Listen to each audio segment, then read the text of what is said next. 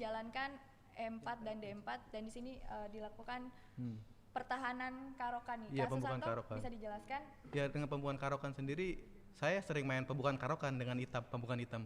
Mungkin Ahlinya ya. ya Iya. mungkin udah sering banyak pertandingan saya yang mainkan pembukaan karokan. Nah ini gimana nih Kak Susanto, Pak Dadang memilih pertahanan karokan, dimana kan pertahanan karokan biasanya kan untuk pemain yang lebih posisional seperti itu ya Kak Susanto ya? Ya tapi kita udah biasa kalau di Witaru mungkin dia mau ngambil apa cara bertahan dulu dia. Bertahan Karena dulu, kan kalau iya. megang hitam dia hanya butuh imbang aja. Iya, karena di sini juga dia memegang buah hitam seperti itu ya Kak Susanto ya. Iya. Nah, kalau di pertahanan seperti ini di varian ini gimana nih Kak Susanto? Maksudnya ide dari Kak Iren sendiri putihnya nanti rencananya mau gimana tuh? Saya rasa biasanya kalau di sini tadi sebelumnya dia menjalankan E6, E7, E6.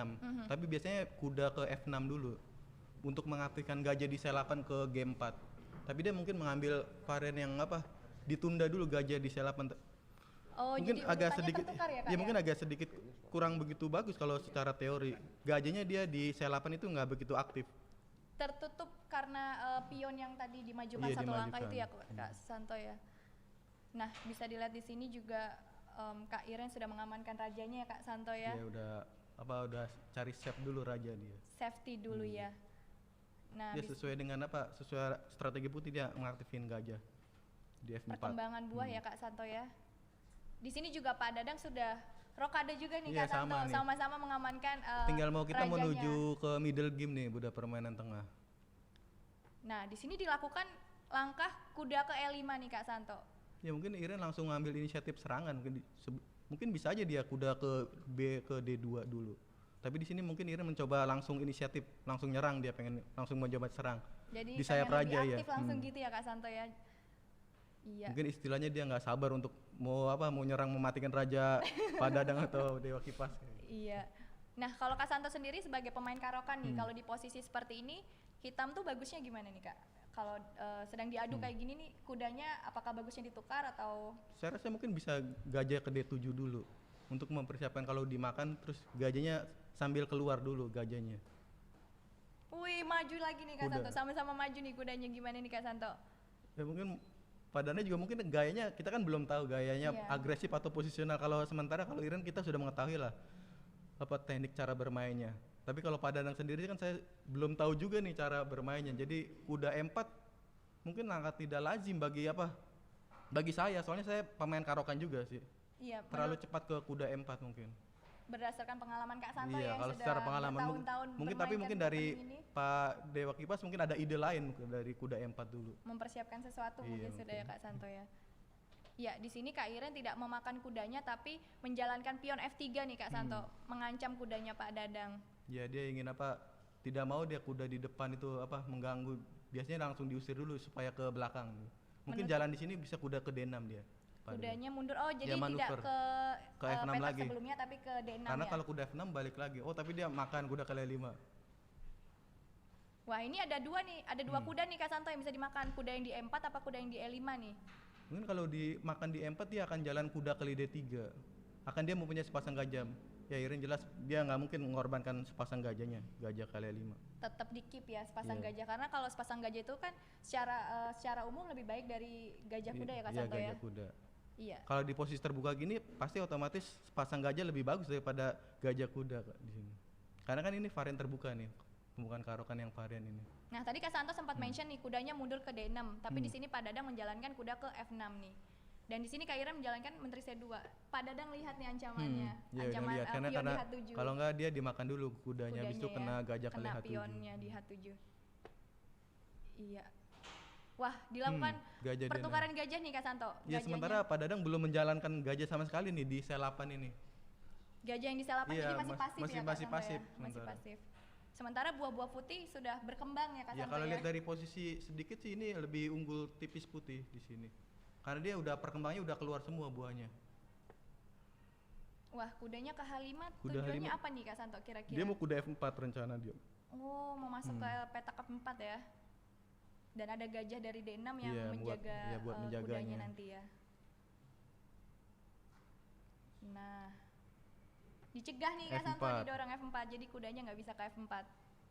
Ya dia udah tahu Iren mungkin ada tujuan kuda F4 di sini. Iya kan opening ini juga pastinya Kak Iren juga sudah berpengalaman sudah juga memahami, ya Kak ya. Santo ya. Dan apa? Kelihatannya iya, Openingnya gimana, kelihatannya Kak Pak Santo? Dadang juga mungkin mempersiapkan apa di Witarung ini karena dia megang hitam, dia milih pembukaan karokan yang apa sangat defense-nya lebih bagus daripada pembukaan lain kalau untuk hadapi putih Buat M4. orang-orang yang tidak mengerti sampai saat ini gimana pertandingannya? Kalau secara posisi unggul putih karena dia Unggul putih. perkembangannya kan udah keluar semua tuh. Oke. Seperti gajah udah ada di depan semua, sementara Pak Dadang gajah di selapan masih belum jalan. Masih belum jalan. Masih ya? belum jalan dia kan belum Oke, aktif. Belum aktif. Gajah ya. yang di samping menteri itu. Secara nilai posisinya dia lebih bagus putih sekarang. Lebih baik putih ya saat Lebih ini baik ya. putih, ya. Oke. Apa mungkin Pak Dadang bertahan?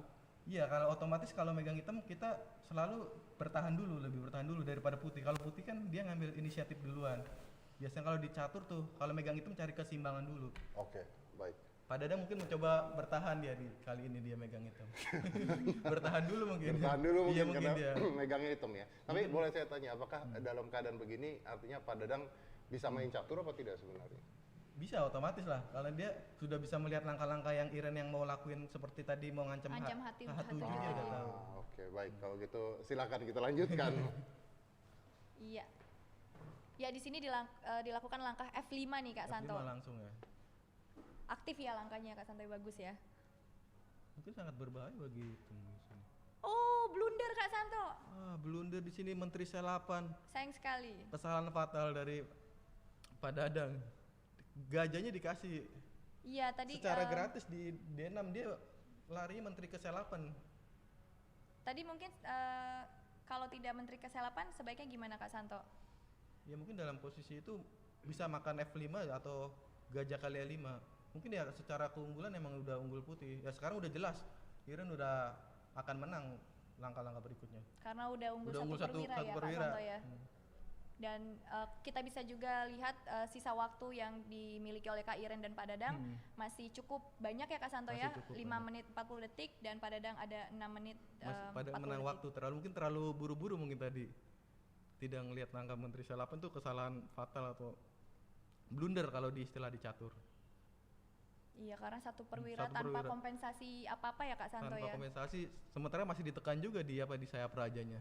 Di gajah E5 itu sangat kuat Iya. buat nyerangnya. Sayang sekali tadi ya Kak Santo ya. Dan gajah A6 ingin melakukan pertukaran lagi Iya, Kak karena Santo. gajahnya di B7 juga serba salah. Kurang begitu aktif. Iya, Ya, sekarang rajanya mungkin akan hancur nih di sayap raja. terbuka ya Kak Terbuka Santo ya. otomatis. Posisi rajanya hitam. Dan sekarang gajahnya juga diagonalnya terbuka Ya, juga ya sekarang Kak. udah tinggal penyelesaian dari putih aja kemenangannya. Wah, diadu lagi nih Kak Santo Nah, nih di sini bentengnya ada- nih. Mungkin Iren mau ada pilihan mau mematikan atau apa menang cara simpel kayak gitu. Kalau cara tinggal simpel gimana tuh Kak? Kalau untuk ya mungkin kalau memenangkan cara simpel. misalnya mau mematikan mungkin bisa menteri F5 atau dia. Nah, itu mungkin secara simpel dia nggak mau resiko lah udah unggul satu perwira. Tinggal diadu-adu aja pertukaran buah. Jadi biar lebih sederhana seperti lebih itu ya Kak sederhana. Santo ya. Nah, di sini Ya. udah menyerah di Pak Dadang ya sudah karena sudah bisa kalah menyerah. satu perwira dan rajanya akan juga akan mati di langkah berikutnya. Ya, pertandingan sudah dimenangkan oleh Kak Iren Karisma Sukandar di babak pertama. Jadi pertandingan pertama dimenangkan oleh Kak Iren Iren Karisma ya. Sukandar, ya. Oke. Gimana? Menurut kalian berdua gimana nih? Maksudnya dari pertandingan yang tadi dilihat seperti apa? Kenapa